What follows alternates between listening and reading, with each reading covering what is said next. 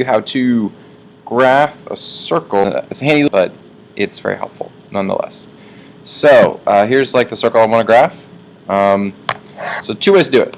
First way is, as I was saying, we have to get y by itself. Like you have a y equals button. So first we'll move all of this over here. Plus 3 squared equals 25 squared. Okay, so it's just moving all that stuff over here. I need to take the square root of both sides. That's how I get rid of this. So get rid of that. It just gets rid of all of this. Left with y plus 3 equals. Square root all that. Now don't, I know this looks really nasty. Don't simplify. Don't try to break anything down. Just leave it like that. Okay, all of it's in the radical. Don't worry about, again, trying to make it look pretty. Just leave it. Last step, get y by itself. Oh, you know what? I just realized we forgot something. You can take the square root of something. There's the positive and the negative. Okay, so actually, I'll get back to that in a little bit. Let's just keep doing this for now. Subtract 3 from both sides now. All right. So here's what we got. Okay, so I'm going to get my TI. I'm going to throw that in the y equals. So I got square root of, and I'm just going to type it all in just like I see it there. 25 minus x minus 2 squared. Now, careful, the minus 3 is outside the radical, so arrow out here, there we go, minus 3. Alright, so trace that. Oh, you know, hit the zoom. Okay, I know it looks like an oval, but that's because of the way my window set it. So I'm going to hit zoom square. This actually puts me in a square window, so it should look more like a circle. Okay, much better. That before we were kind of stretched out in the horizontal direction, so the x-axis was stretched out, so that's why it looked like an oval. Okay, what I was saying earlier. Right, this isn't a circle. It's only like half of one. Up here, when I took the square root of all the right side, you know, the square root of something is technically the plus and the negative. So right now we have y1 is all that stuff, 25 minus x minus 2 squared minus 3. But then y2 would be the negative version of all that. 5 minus x minus 2 squared minus 3 on the outside.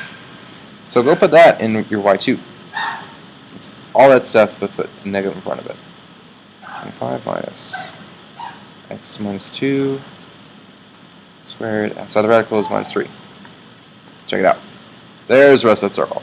Now, the TI does not have the capability to graph it fully, so you got these little awkward spaces on the side. It's still there. It's still a circle there. If you trace and trace around, like it's still there. It just, again, it can't quite handle that. The TI is just limited in that way. Okay, that was method number 1, and you again have to get 2 different graphs in there. Because a circle on its own is not a function. A circle is not a function. It doesn't pass the vertical line test. So that's why we have to graph 2 separate singular functions. These are both functions on their own. That's why we had to graph them separately like that. Okay, that was method 1. And I'm actually going to clear out all that stuff. Okay, next method. Go back to my original question. Say I want to graph that circle. Let me see where it crosses some stuff. Hit apps. Go down to conics. This is a graph that'll an app that'll graph these things for us. So again, do it's already on circle. Great. Enter. All right. There are 2 ways to have a circle equation. Which one do you have? Right now, I've got that. I can see that h and the k in the center there. So I'm going to select number 1. Yeah. Also, you can change the color. So blue. I like blue. Okay. So enter. Now careful, so they give us h, k, and r. Look up, match those, so my h is 2. And notice that they put a minus in front of h and in front of k. So if it's a plus here, then you'd put a negative down here. Actually, we'll do that in a second. So my h is 2. My k is not 3. My k is negative 3. You have to think about that. Their solution, or their equation here has a minus. So mine has a plus. That means I have a negative 3. And then my r squared is, well, my r squared is 25.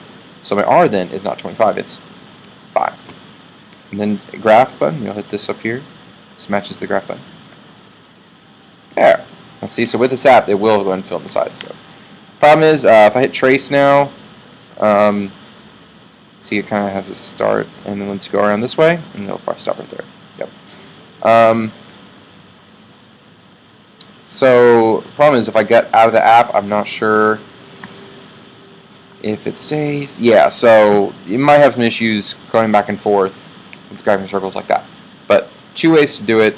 One way takes a little more algebra. The other one helps us a lot with just seeing the circle itself. So, there we go.